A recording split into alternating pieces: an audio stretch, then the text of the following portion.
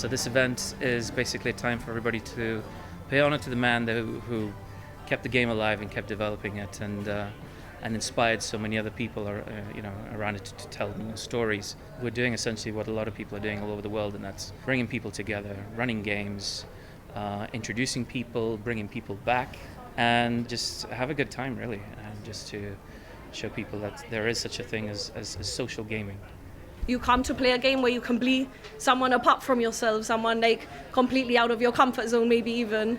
You're playing with people who you know or you might not know, and you get to meet them, get to see like the different ways they can play, and so maybe if you play again, you play as someone that they have played before, and so it's fun in that way. And what about the man who gives his name to the day?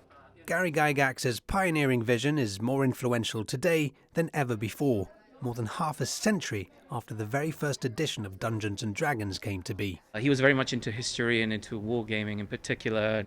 And then he developed a war game called Chainmail, and that was essentially, that incorporated elements of fantasy into it. And it wasn't long before a friend of his had said, I've met this other chap. His name is Dave Arneson. And Dave is using your war game to create this fantasy skirmish game. Rather than armies, he's basing it on small groups of heroes. And Gary was like immediately thrilled, and he was sold. And the ability to tell stories, having, like a referee running a game and all the other players serving as heroes, telling a game together is immense. And the possibilities are incredible.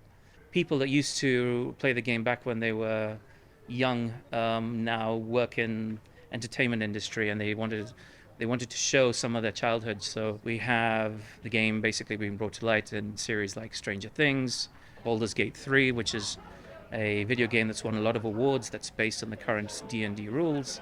We've also had a D&D movie as well recently, which has done incredibly well in the box office.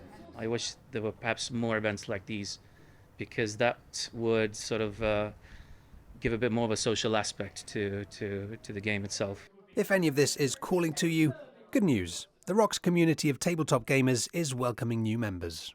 I didn't start off playing Dungeons & Dragons and anything sort of related. I started actually here in Casbah. They have every Thursday a board game club, and I kind of threw myself out there because I've always loved games. Then I went one Thursday, and I think since last year I've missed 2 Thursdays in the entire year that I've been going, because it's so nice. Everyone is so friendly, and it's nice to kind of take the stress out of all your work day and stuff like that. And you go and you're just playing. You play as a cat, or you play a completely different game where you're a wizard or anything. And so it's nice to get out of reality sometimes and go somewhere different.